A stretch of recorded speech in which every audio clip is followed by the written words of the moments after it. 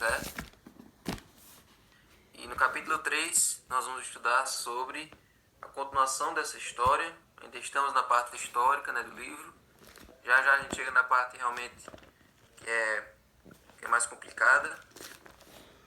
E aí essa história ela tem um paralelo muito grande, muito importante para nós nos dias de hoje, no tempo do fim. Essa história do capítulo 3 ela vai se repetir no futuro. E nós precisamos aprender com o exemplo dos que estavam lá naquele dia, para que a gente possa copiar o exemplo deles no futuro, quando essa história novamente se repetir. Gente, antes da gente começar, teve uma pessoa aqui que sugeriu que a gente fizesse no Meet, testasse algum dia no Meet para ver como é que seria, porque o Meet ele tem a duração de 1 hora. Então se eu começo a reunião de 5h20, termina só de 6h20. Não tem essa pausa, não tem esse corte de encerrar a reunião e depois voltar. O que é que vocês acham? Daria certo vocês baixarem o Meet pra gente testar algum dia? Então a gente continua aqui no Zoom e quando terminar é só vocês entrarem no link de novo e continua. Aí vai de vocês. Todos vão no Google Play, no celular, e baixem o Google Meet, certo? Pode baixar o Google Meet que nós podemos testar amanhã ou qualquer outro dia dessa semana, certo? Então vamos lá. Então no capítulo 3, Nabucodonosor ele se esquece, ou melhor, ele lembra do que aconteceu no capítulo 2, só que agora ele decide não querer que aquilo realmente aconteça.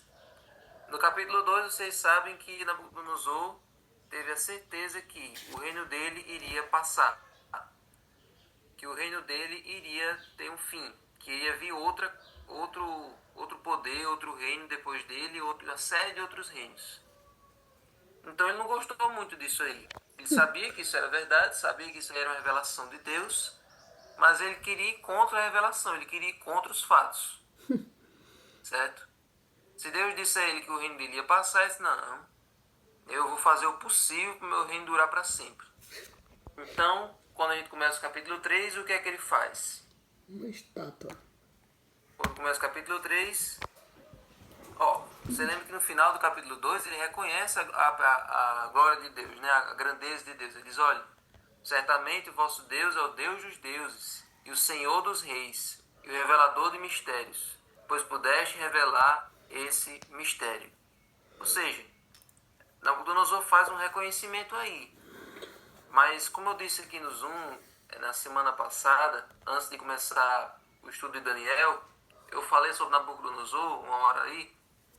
Eu disse que Daniel 1, do 1 ao 5, ou do 1 ao 4, são a maneira como são as 4 maneiras que Deus usa para converter uma pessoa. Então, todas essas declarações de Nabucodonosor antes do capítulo 4 não são de verdade. No 2 ele declara que Deus é grande. No final do 3 ele também declara a grandeza de Deus e louva a Deus, certo? Mas em todas essas declarações que ele faz, ele ainda não está convertido. Ele fala da boca para fora, ele diz isso aí, mas no capítulo seguinte ele já faz uma burrada de novo, ele já comete um erro de novo. Só no final do 4, que é depois que ele vira bicho, depois que ele vira gente de novo, é que ele se converte de verdade. Então pode desconsiderar essa declaração dele aí, porque isso aí não é de verdade. Por quê? Porque logo depois que ele faz isso, aí ele manda construir uma imagem de ouro. Então Daniel 3:1 diz que essa imagem de ouro tinha 60 côvados de altura e 6 de largura. Levantou-a no campo de Dura, na província da Babilônia. Trazendo para as medidas atuais, isso aí seria uma estátua de 27 metros de altura e 3 de largura, certo? Agora tem um detalhe muito interessante nessas medidas aí. 60 de altura e 6 de largura. Os babilônicos eles inventaram um sistema chamado sistema sexagesimal. Tudo eles mediam na base dos 6, dos 60. Inclusive a gente herdou isso aí deles quando a gente para a contagem das horas, né, para a contagem do tempo. Então a nossa hora tem 60 minutos, cada minuto tem 60 segundos. Então a gente herdou isso aí deles, esse sistema sexagesimal para a contagem das horas e minutos. E um detalhe, essa imagem, por que vocês acham que Nabucodonosor fez a imagem toda de ouro? Coloca aí no chat. Qual era a intenção de Nabucodonosor de fazer a imagem toda de ouro? Vou dar uma dica. Ele não gostou da interpretação do capítulo 2. Ele não gostou dessa história de ter outros reinos que viriam depois dele. Então, por que ele fez a imagem toda de ouro? Por que ele não fez de ferro? Por que ele não fez de pedra? Por que ele não fez de prata? Por que ele não fez de argila? Por que ele fez a estátua completamente de ouro? Tem a ver um link aí com o capítulo 2. Deixa eu ver se alguém respondeu aqui. Para mostrar a grandeza dele por mais tempo, por vários anos. Exatamente, Samara.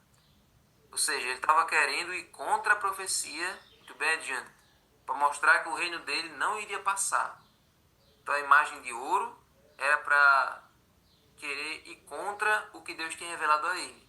Ah, o Senhor disse que meu reino vai passar, vai vir outros, pois eu vou mostrar para o Senhor que eu não vou fazer só a cabeça de ouro, não. Vai ser a estátua completa de ouro, ou seja, eu vou durar para sempre, não tem isso não. Então, ele fez essa estátua de ouro. E outra coisa, essa estátua era também uma homenagem aos deuses da Babilônia. Eu disse a vocês ontem que a Babilônia ela tinha 600 deuses. Agora vocês vão pensar, agora o seu olho de vocês vai regalar. A Babilônia tinha 600 deuses no seu panteão e o número associado ao deus maior, ao deus que era considerado o chefe dos outros deuses, supremo, era o número 60. E o número do deus menor era o número 6.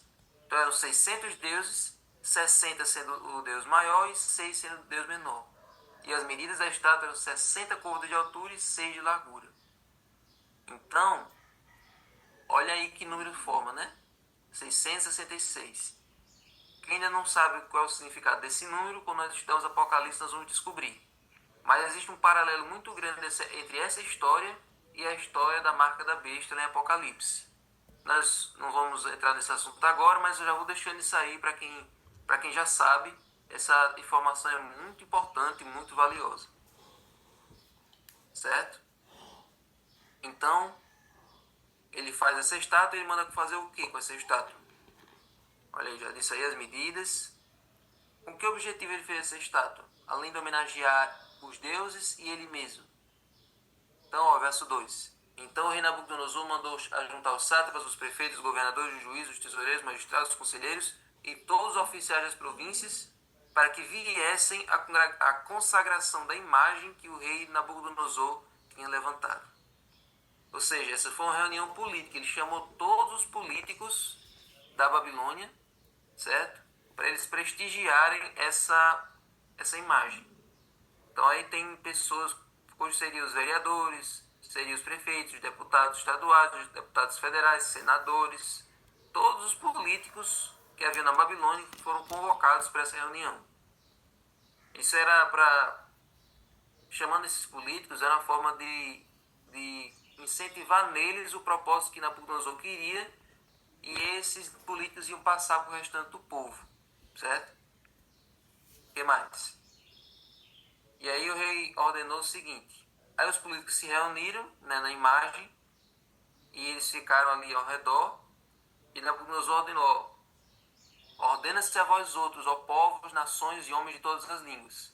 No momento em que ouvirdes o som da trombeta, do pífaro, da harpa, da cítara, do saltério, da gaita de foles e de toda sorte de música, vos prostrareis e adorareis a imagem de ouro que o rei Nabucodonosor levantou. E essa lista de instrumentos aí, ela é repetida umas 2 ou 3 vezes nesse capítulo 3. Tem uma consideração muito importante sobre essas músicas aí, sobre esses instrumentos, esses ritmos aí que foram cantados nesse dia. A repetição dessa lista de instrumentos, 2, 3 vezes, é para mostrar justamente o ritmo da música. Nessa repetição no texto, dá pra gente a ideia de repetição de ritmo de música. A música não tem aquele ritmo que sempre se repete. Então a repetição da lista lembra o ritmo da música. E olha o seguinte aí. Aí tem uma lista de instrumentos e tem assim toda sorte de música. Então era uma música bastante animada, uma música que tinha percussão, era uma música que tinha um ritmo assim bem marcado. E isso fazia parte da adoração aos ídolos. Os ídolos geralmente tinham esse acompanhamento musical bem marcado, bem intenso, para que as pessoas ficassem com aquela imagem na sua mente. Para que aquela música ficasse marcada na sua mente, sempre que eles ouvissem, eles se lembrariam de adorar aquele ídolo.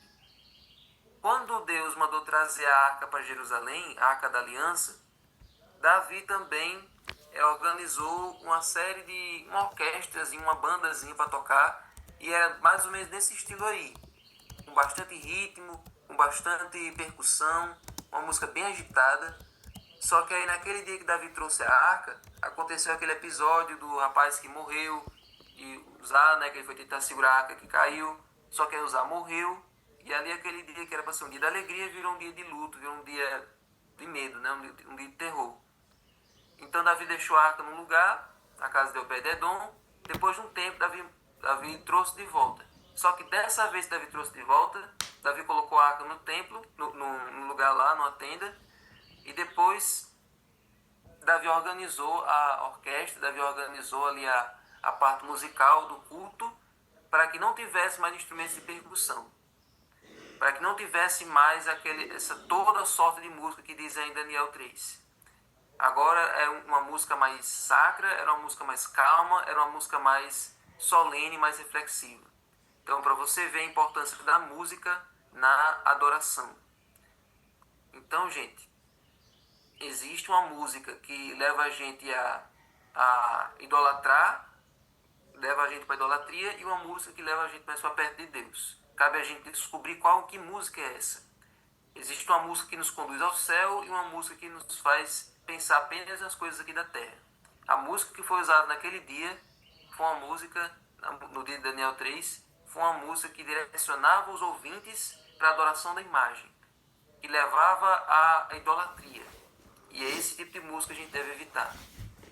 Então, gente, depois disso aí,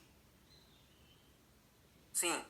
Então, naquele dia, a Daniel 3 não fala que Daniel estava presente. É provável que Nabucodonosor tivesse mais proximidade com Daniel, então Nabucodonosor sabia que Daniel não iria se prostrar diante daquela imagem, não iria ter nenhuma aproximação com aquela imagem. Então, Nabucodonosor poupou a presença de Daniel ali, certo? Talvez mandou ele em alguma outra missão, para algum outro lugar. Só que Nabucodonosor se esqueceu dos 3 amigos de Daniel. Ou se esqueceu ou ignorou. Achou que eles também, ali naquela situação, iriam cair na pressão do grupo e iriam se curvar também.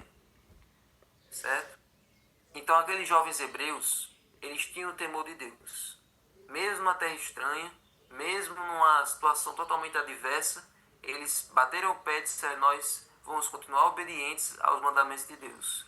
O segundo mandamento diz para você não fazer mais escultura e nem as adorar.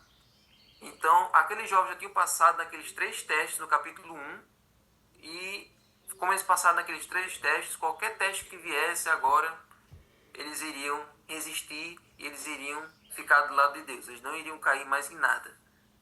Então, gente, quem não adorasse aquela imagem ia ser jogado numa fornalha de fogo ardente. Eu gosto que a Bíblia dá essa redundância, né? Fornalha já é de fogo. A Bíblia diz, é fornalha de fogo ardente.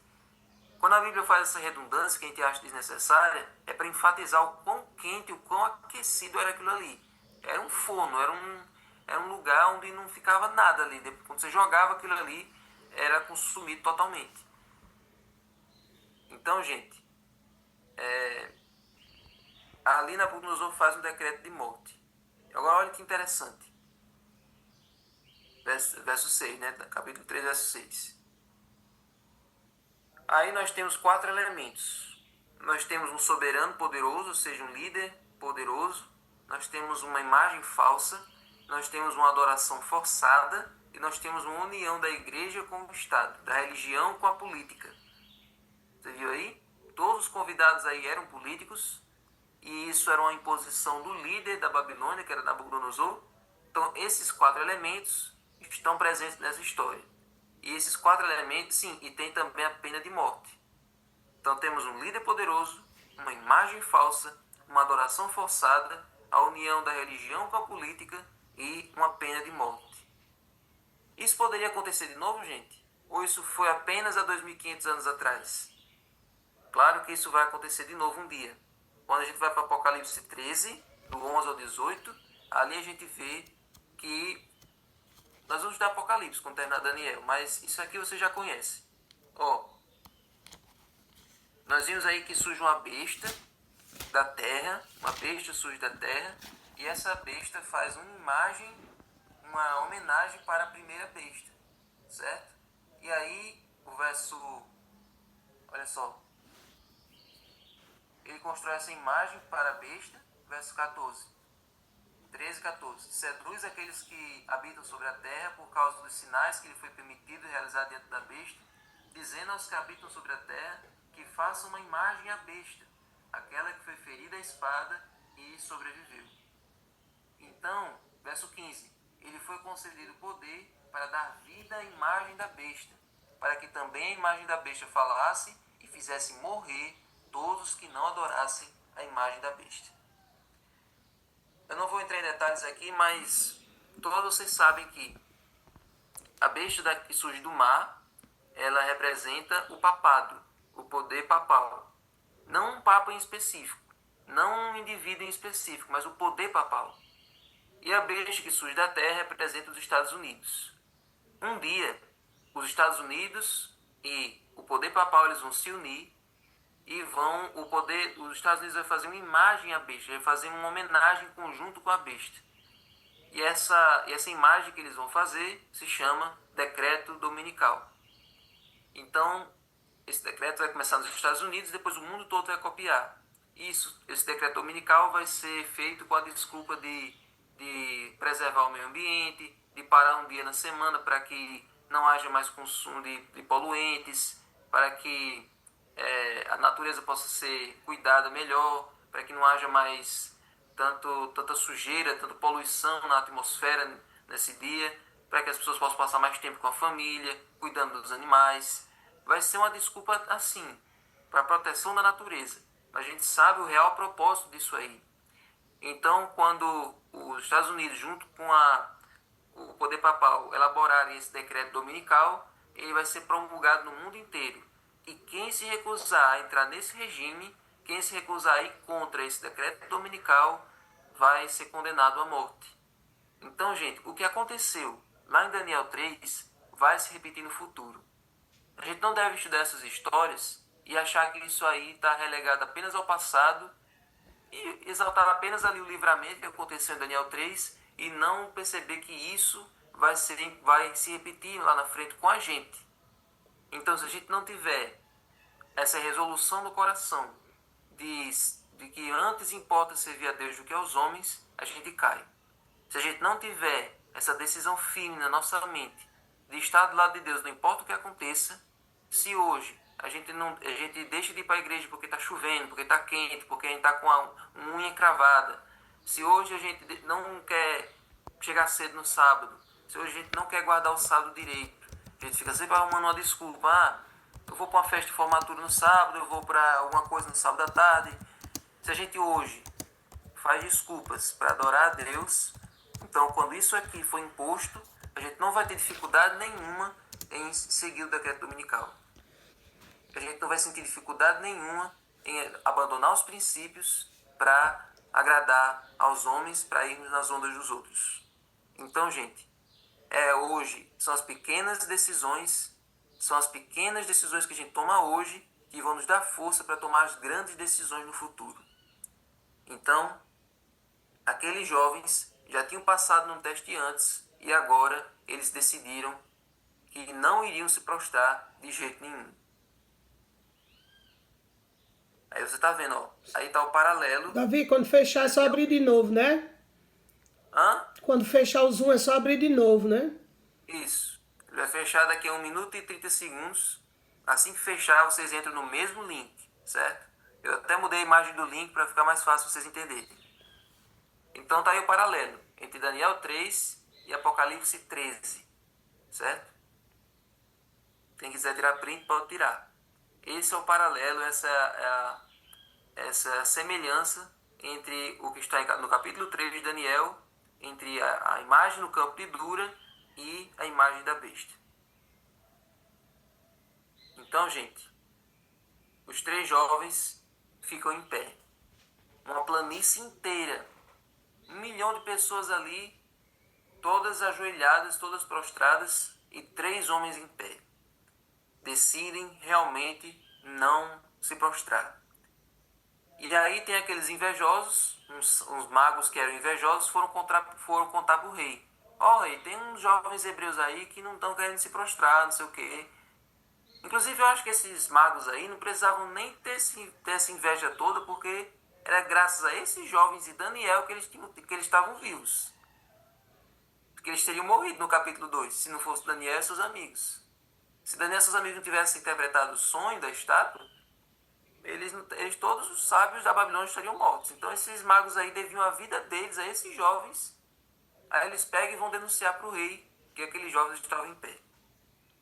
E aí o rei... Vamos abrir de novo, não tem problema. Vamos abrir, vamos abrir. Calma. Que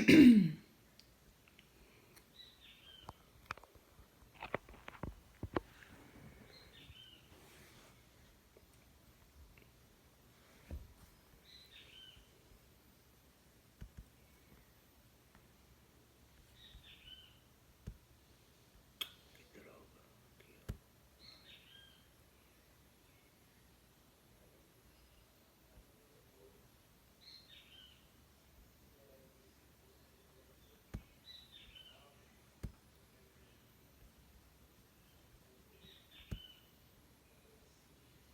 Nabucodonosor era uma pessoa que era um exemplo de uma pessoa meiga, uma pessoa assim fácil de lidar. Olha como é que ele reage aí no versículo 13. Pessoa meiga. Então Nabucodonosor, calmo e tranquilo, mandou chamar Sadraque, Mesaque e Abednego. E eles foram levados à presença do rei. É assim que diz aí? Não. Nabucodonosor fica irado, fica furioso. Sempre quando acontece algo que é fora do que ele quer, aí ele se transtorna, né? Ele vira. Então, tá vendo? Quando a gente volta do fechamento aí, já saiu 3 pessoas, tá vendo? É isso que eu tô dizendo. Essas 3 pessoas eu avisei que era para entrar de novo no link e essas 3 pessoas saíram. É isso que eu tô preocupado. Por isso que é bom vocês baixarem o Meet, porque aí ninguém sai. Então, ó o verso 13 ao 15. Verso 14. Sadraque, Mesaque e Abednego. É verdade que vocês não prestam culto aos meus deuses, nem a imagem de ouro que levantei? Olha aí como eu disse a vocês que essa imagem era uma homenagem também aos deuses da Babilônia. Nabucodonosor diz, vocês não prestam culto aos meus deuses e nem a imagem de ouro. Ou seja, não era apenas para se prostrar diante da imagem. Se prostrar diante da imagem era também se prostrar diante de todos os deuses da Babilônia. Era uma idolatria generalizada ali. E aí Nabucodonosor ele dá mais uma chance. Olha, eu vou mandar tocar os instrumentos. Se quando tocar vocês não se prostrarem, aí eu vou ter que jogar vocês na fornalha. Agora olhe a resposta desses jovens. Responderam Sadraque, Mesaque e Abednego ao rei. Ó Nabucodonosor, quanto a isso, porque Nabucodonosor disse assim, ó, e quem é o Deus que vai livrar vocês da minha mão? Veja, a idolatria na Bíblia sempre vem com essa frase aí, de que Deus não existe. Quem é esse Deus? Duvidando do caráter de Deus. Vocês lembram que quando Moisés foi pedir ao faraó para libertar o povo, o faraó diz a mesma coisa. O faraó diz assim, e quem é esse Deus que manda que eu deixe o povo ir? Quem é esse Deus? Então, Satanás ele faz de tudo para questionar a existência de Deus e o caráter de Deus acima de tudo. Então ele coloca essa dúvida na mente das pessoas. Quem é esse Deus? Não existe esse Deus que pode livrar. Detalhe, Nabucodonosor fala, e quem é o Deus que poderá livrar das minhas mãos? Só que no capítulo 2 ele não reconheceu a grandeza de Deus. Então que rei bipolar é esse? Que num capítulo ele reconhece a grandeza de Deus e no outro ele questiona que Deus é a existência desse Rei Deus. Então para bipolar. você ver, quando Nabucodonosor ainda não estava convertido. Ele não estava ainda transformado. Num capítulo ele recebe uma revelação de Deus, do sonho e da interpretação, e ele louva a Deus no final do capítulo. E no capítulo seguinte ele pergunta que Deus é esse. Então, olha a resposta dos jovens. Ó Nabucodonosor, quanto a isso não precisamos lhe responder. Se o nosso Deus, a quem servimos, quer nos livrar, ele nos livrará da fornalha de fogo ardente das tuas mãos, ó rei. Se não, fica sabendo, ó rei, que não serviremos aos teus deuses e nem adoraremos a imagem de ouro que levantaste. Olha, se ele quiser, ele livra. Mas também se ele não quiser, eu também não vou adorar. Olha, essa é a melhor resposta da Bíblia. Essa é a melhor resposta que alguém poderia dar. Se Deus quiser livrar, ele livra. Como ele já livrou várias vezes. Todas as vezes que Deus quis livrar o seu povo, ele livrou. Mas também todas as vezes que ele não quis livrar, ele não livrou. Então a minha adoração a Deus não depende se ele me livrar ou não. A nossa adoração a Deus não depende de livramento. Não depende de você escapar de uma doença, de você escapar de um acidente, de você escapar de alguma fatalidade. A nossa adoração a Deus não depende do que ele faz, depende do que ele é. Eu adoro a Deus pelo que ele é na minha vida, não pelo que ele pode fazer. Se eu morrer de alguma coisa, se eu vier a padecer de alguma necessidade, de alguma coisa, mas se eu estiver ligado a ele, eu já estou salvo. Então a nossa adoração a Deus não deve ser medida pelas coisas que Deus pode fazer. Porque às vezes Deus tem um propósito maior com a minha morte, Deus tem um propósito maior através do meu sofrimento. Talvez se eu fosse curado eu me afastaria dele. Então Deus tem outros desígnios. Então a gente precisa confiar no poder dele e adorar ele pelo seu caráter, pelo que ele representa na sua vida, certo? Entenda que ele tem planos maiores para você, mais do que essa vida aqui. Essa vida aqui não é nada, ela é só uma preparação para a vida eterna. Então aqueles jovens tinham essa decisão. Então, essa deve ser a nossa resolução, essa deve ser a nossa decisão. Então, se a fornalha nos queimar, como diz a música, se o faraó me alcançar, que nós não possamos desistir. Nós possamos ter a certeza de que amanhã nós vamos acordar. Então, essa foi a decisão daqueles jovens. E essa deve ser a nossa decisão. E aí, Deus recompensou a fidelidade deles. Então, no verso 24, o que é que acontece aí? Sim, aí Nabucodonosor fica muito calmo, ele fica mais calmo ainda do que ele já estava. Depois dessa resposta, ele fica bem, assim, aí tranquiliza ele fica completamente em paz, porque aí no verso 19 ele diz assim, então Nabucodonosor se encheu de amor e compreensão, fica bem mais tranquilo, e o aspecto do seu rosto fica mais brando em relação a Sadraque, Mesaque e Abednego, e por causa disso, ele ordenou que se esquentasse a fornalha 7 vezes mais do que de costume.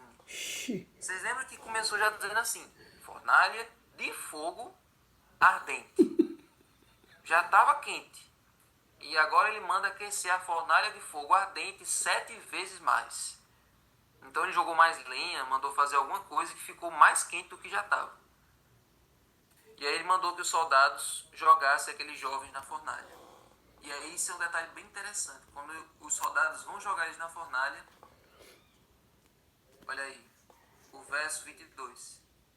Mas porque o rei exigia urgência, a fornalha estava superaquecida, e as chamas de fogo mataram os homens que jogaram Sadraque, Mesaque e Abednego dentro da fornalha. Ou seja, quando eles foram chegando perto da boca ali do fogo, quando eles jogaram os 3 jovens, eles mesmos morreram queimados. Eles nem precisaram entrar em contato com o fogo, só a quentura já derreteu, já queimou eles ali de fora. E ali os jovens foram jogados na fornalha. Amarrados. E aí, olha só, é um detalhe que eu sempre acho interessante nessa história. Depois que os jovens caem lá dentro, Nabucodonosor, no verso 24, diz assim: Em seguida, o rei Nabucodonosor, muito espantado, se levantou depressa e perguntou aos seus conselheiros: Não eram 3 os homens que amarramos e jogamos no fogo? Eles responderam: É verdade, ó rei. Mas o rei disse: Eu, porém, estou vendo 4 homens soltos, andando no meio do fogo. Amém. Não sofreram nenhum dano. Oh, O glória. aspecto do quarto é semelhante a um filho dos deuses. Louvado seja Deus. Então olha aí que maravilhoso. Nabucodonosor, ele percebe de longe, ele olha assim e ele percebe que tem uma coisa diferente ali. E essa definição que a Bíblia dá, que Nabucodonosor dá, é muito precisa. Ele não diz, isso é semelhante a um outro homem. Tem um quarto homem na fornalha. Tem um anjo na fornalha. Tem uma figura ali que eu não sei dizer o que é. Ele diz direto, ele diz certinho quem era que estava ali. Ele diz, semelhante a um filho dos deuses. Ou seja, aquele personagem ali, aquela pessoa ali, não era mais um homem, não era mais uma entidade. Ele era parecido com o filho dos deuses. Ele tinha uma aparência divina. Ele tinha uma aparência nobre, uma aparência soberana. Aquela figura ali parecia ser muito mais poderosa do que aqueles 3 jovens. Então ele olhou para aquela figura ali e já reconheceu que aquele ali era filho dos deuses. Jesus desceu em pessoa, gente, para livrar aqueles jovens. Jesus não mandou um anjo. Jesus não mandou outra coisa. Ele desceu em pessoa. Então, gente, em qualquer provação que a gente passa, Deus desce em pessoa para atravessar aquela provação junto conosco. Ele não impediu que os jovens fossem jogados na fornalha. Ele não impediu que eles entrassem ali. Mas ele desceu para estar com eles no meio do fogo. Olha Davi, que Deus maravilhoso é esse que a gente... Oi. Davi, deixa eu interferir, só uma palavrinha. Porque Jesus esfriou o fogo. Os homens morreram quando lançaram eles, mas Jesus, quando entrou no fogo, ele esfriou o fogo. Tanto que Nabucodonosor pôde se aproximar, pôde olhar para dentro. Os homens puderam tirar eles de dentro. Ou seja, Jesus esfria o fogo. Aleluia. Amém. Amém. Porque, isso que o Davi falou, está aí no verso 26. Então Nabucodonosor se aproximou da porta da fornalha e gritou: Sadraque, Mesaque e Abednego, servos do Deus Altíssimo. Agora ele sabe qual é o Deus. Agora ele sabe que Deus é esse. Servos do Deus Altíssimo, veio para fora, venham cá. Então, Nabucodonosor chega perto da porta. Ou seja, na hora que os homens jogaram, os homens morreram queimados. Mas na hora que Nabucodonosor chega, ele não morre queimado. Por quê? Porque Jesus ele diminuiu a intensidade do fogo, ele esfriou o fogo. Então, o Deus que criou os 4 elementos, ele pode diminuir a intensidade deles a hora que ele quiser. Amém. Eu creio. Então, gente, aqueles jovens saíram do fogo.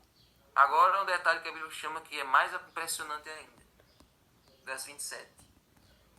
Os sátrapas, os prefeitos, os governadores e os conselheiros chegaram perto deles e viram que o fogo não teve poder algum sobre o corpo desses homens. Oh, glória. Os cabelos da cabeça não foram chamuscados e os mantos não sofreram mudança e eles não estavam com cheiro de fumaça. Oh, glória. Olha aí. Esse é o detalhe mais emocionante dessa história. Eles saíram de lá do jeito que eles tinham entrado. Não, o fogo não mexeu em nada com eles. Eles não saíram nem com cheiro de queimado. Então, essa é a grandeza do amor de Deus. Essa é a grandeza do poder de Deus. Ele entra conosco na fornalha, nos protege e nos livra quando Ele quer. Quando Ele quer, Ele faz isso aí. A pessoa entra e sai e não acontece nada. E isso serviu de testemunho para todos aqueles líderes políticos que estavam presentes naquele dia. Então, gente, um detalhe que chama muito a nossa atenção aí é que no final Nabucodonosor reconhece. Olha aí, verso 28. Bendito seja o Deus de Sadraque, Mesaque e Abednego, que enviou o seu anjo. Aqui já diz anjo, certo? No outro ele diz filho dos deuses. Então, aqui vale a pena a gente ressaltar que Jesus ele aparecia muitas vezes no Antigo Testamento e ele era chamado de o anjo do Senhor. Então, é por isso que tem essa outra definição que Nabucodonosor apresenta aí. Deus, ele enviou o seu anjo, certo? E livrou os seus servos que confiaram nele, pois não quiseram cumprir a palavra do rei, preferindo entregar o seu corpo a servir e adorar um Deus que não era o Deus deles. Olha aí. Agora, o que é que mostra aqui que Nabucodonosor realmente ainda não estava convertido, mesmo depois de ver um livramento tão poderoso quanto esse?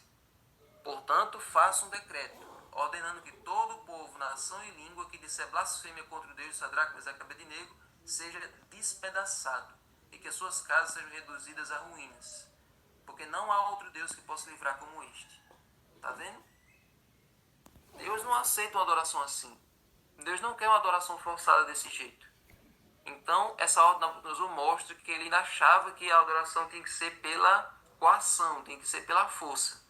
Então, Deus ainda teria que ter mais trabalho ainda com Nabucodonosor para ele reconhecer a grandeza de Deus e aprender a adorar ele da forma certa. Mas, gente, vamos encerrar essa história aqui com esse verso. Isaías 43, 2.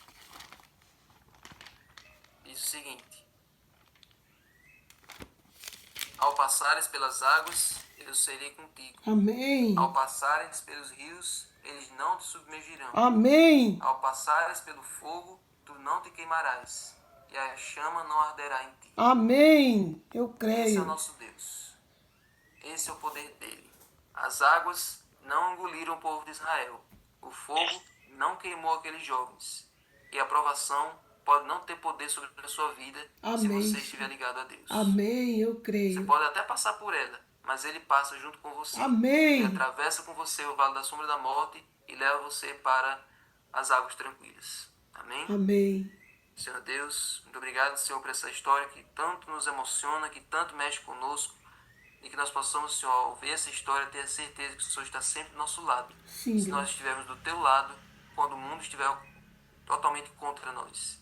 Se no momento da adversidade nós decidimos te honrar, o Senhor nos honrará. Verdade, Deus. Então, que possamos ter a certeza de que aqueles que são fiéis, o Senhor recompensa. Sim. Aqueles que são fiéis a ti, que são obedientes à tua palavra, o Senhor vai proteger no futuro, o Senhor vai guardar no futuro. Verdade. Então, nos ajuda, Senhor, a sermos fiéis hoje nas pequenas decisões, para um dia sermos fiéis quando precisarmos tomar grandes decisões na nossa vida. Sim, Deus. Que possamos ser fiéis a ti em todos os aspectos da mordomia hoje, para que quando isso for proibido, quando aqueles que forem fiéis a ti forem condenados à morte, que nós possamos dizer assim como aqueles jovens, que vamos estar sempre do teu lado, sempre fiéis a ti. Amém. Fica conosco, abençoe o restante desse sábado, em nome de Jesus. Amém. Ô, Bom bênção. dia a todos, fiquem com Deus e até amanhã, certo? Baixem o Meet, amanhã vamos testar no Meet, vamos ver como é que vai ser.